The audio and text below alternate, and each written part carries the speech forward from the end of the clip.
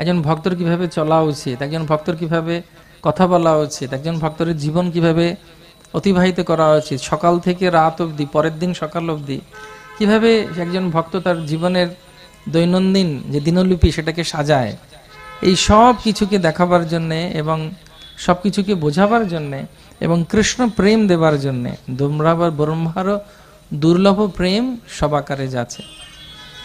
তো সেই প্রেম দেবার জন্যে তিনি শ্রী চৈতন্য মহাপ্রভুর স্বরূপে অবতীর্ণ হলেন।